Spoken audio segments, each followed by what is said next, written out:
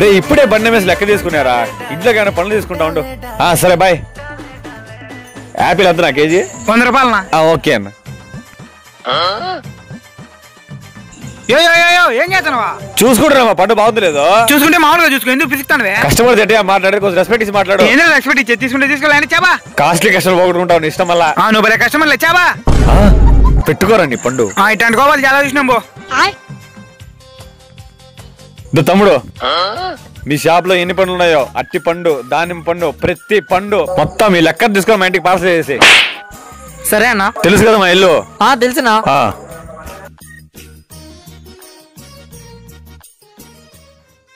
అదేందన్న ఇక్కడ నుంచి మన షాప్కే వచ్చిండు, 2 మన షాపులో తెలీదా? ఏమో రా, ఎట్టయితే లెక్కించింది కదా. ఇచ్చిందా? సరే నువ్వు పోయి పని చేసుకోపో. సరే అన్న. ఇది వ్యాపారం.